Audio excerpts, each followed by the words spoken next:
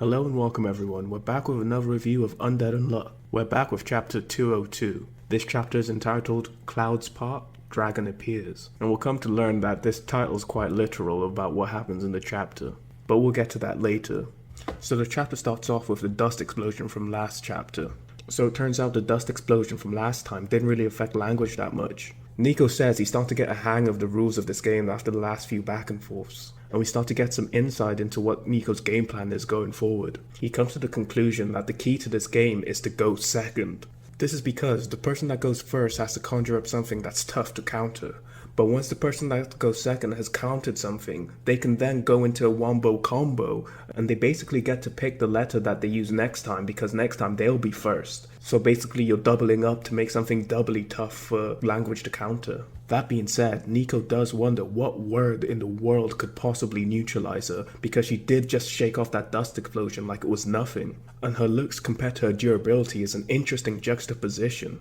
Because I thought she looked kind of like weak and frail, she just looks like a little girl. I thought she'd be like physically not that strong, but it looks like she is pretty strong physically. We're still seeing, like I said in the last chapter, how she is actually above Beast in the Master Rule table. Well, actually not last chapter, but the chapter before last, where we found out about her language ability and how she can just cut off communication with the entire world. But anyway, Nico decides that if he can't defeat her with physical attacks, he'll defeat her by using the rules, which is quite ironic because he's trying to defeat a rule using rules. And speaking of taking her down by the rules, Nico does mention she used eruption as a word, and eruption ends with an N, so technically she should lose. But then language does clarify that the Japanese translation of the word doesn't end with an N. She says the word chain game in English doesn't have a clear rule about losing either, and that's the reason she made the rule that if the Japanese translation of the word ends in N, then you lose. Language also reveals the fact that it gets easier and easier to avoid the letter N in Japanese as more languages are added, and by chaining words from different languages,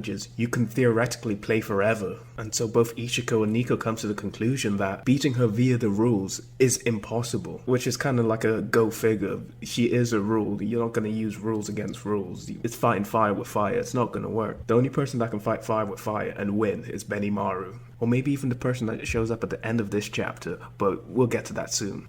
But anyway, Nico and Ichico are in a bad situation at the moment. Nico was kind of banking on using the shiritori rules as an out, but now they figured out that's impossible. And we've now found out that Ichico and Nico are only kind of fluent in Japanese and English. Yeah, so it's quickly going to get more difficult for them, especially since language knows probably all 7,000 languages. Language is now pushing the game to continue. Nico has to choose the next language, and he decides to go with French. It's probably the next best language he's good at. He probably knows a little bit, but probably isn't fluent in it. And language really is just prodding Nico. She's telling him you can use the letter W or use the Japanese U. Telling him he's got a minute left really put him under pressure, and we can see that he's under pressure because he is sweating quite profusely. Nico decides to use the English letter W and decides to go with the word war, which is quite a solid option. The war can produce a good defense. I mean, have you ever been up against the Labyrinth War card in Yu-Gi-Oh? That's 3,000 defense. Not a lot of monsters can destroy that directly, you know? Well, I mean in battle, there are plenty of spell cards and like card effects that can destroy that, but this isn't a Yu-Gi-Oh video. Let's get back to the chapter. Yeah, so Nico summons a wall, and I feel like this perfectly displays what Ichico was saying before about his lack of imagination. Because come on, dude, a wall,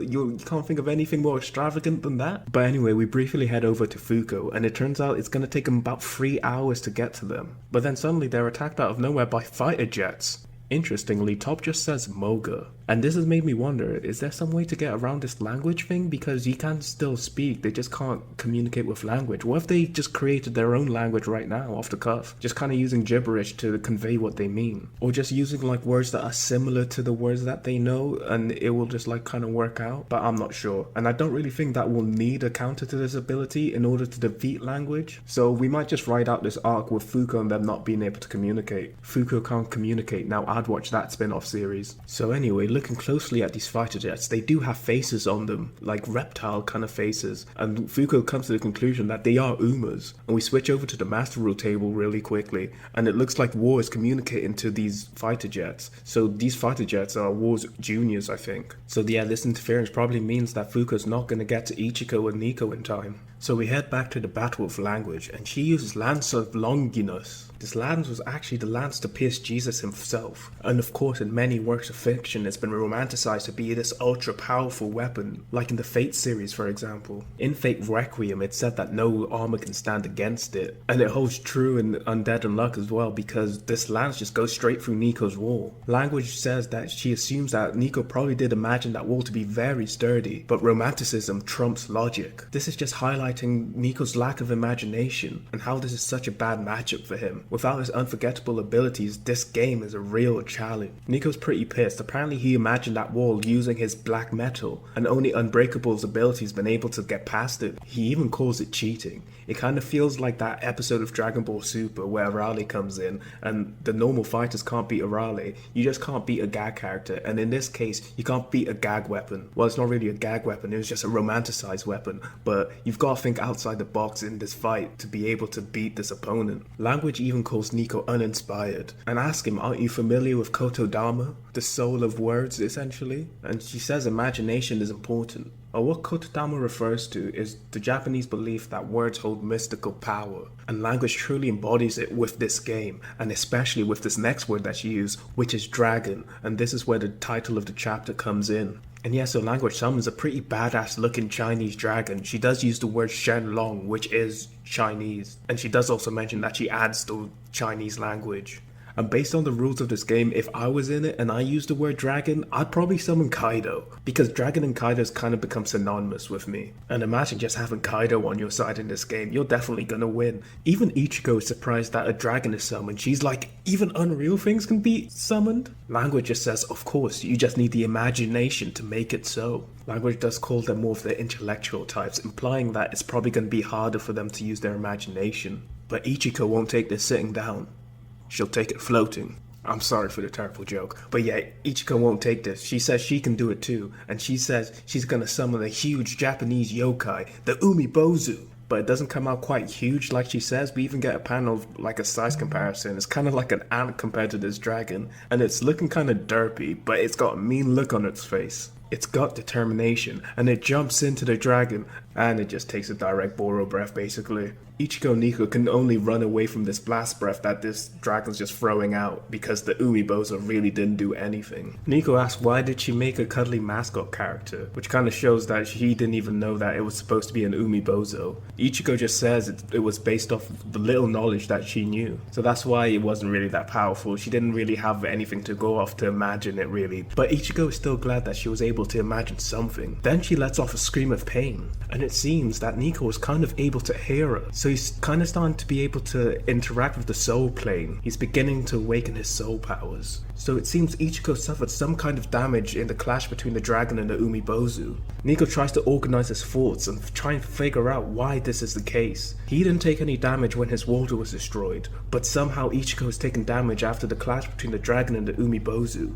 He realizes the only difference is that one clash was between two things that are real, and the other was between imaginary things. He also mentions that Ichico can hardly interact with anything on the physical plane, yet she's still able to take damage, and he believes that the key to beating her lies within this fact. But he still needs more time to figure it out exactly. And right now he's got a dragon he's got to face up against. He needs to think of a word that can beat a dragon. If only he knew about Nika, because he's even doubting if a word like that even exists. Now Ichigo begins to communicate with Fuko telepathically. This must be some kind of soul ability that Ichigo has unlocked. She's asking Fuko for a favor. Fuko says she doubts this person will come, but she's gonna help out Ichigo with her request anyway. So Ichigo decides to use the English letter U, and at the same time, Fuko is telling Apocalypse to transfer Sean's points from the 10th seat to none other than Feng Ku Lun. And the word that Ichigo is gonna use is unfade.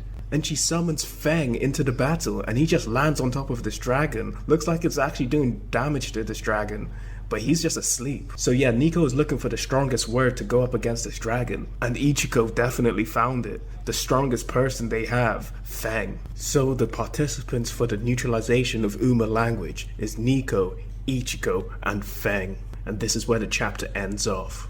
So yeah, I'm really excited with where this chapter ended off at.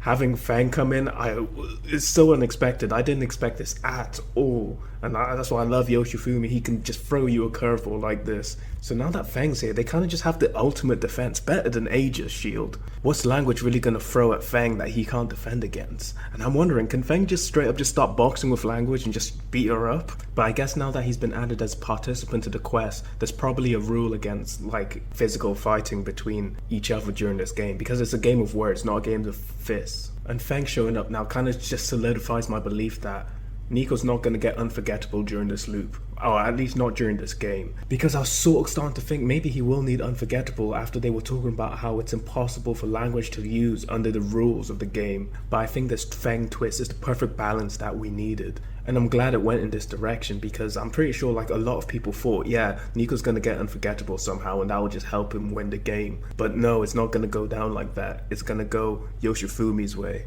But I'm also now wondering, how did Nico beat her in the past loop? Because like I said, he was brewing up a cup of coffee, and I'm thinking coffee was the last word he used to defeat her somehow. What word did he use to defeat her? Or did he actually beat her using the rules of shiritori? We have to go back and see, like this is such a big question mark. But anyway, that's all I've got for you guys in this video. Thank you for watching if you made it all the way here, and I'll see you later.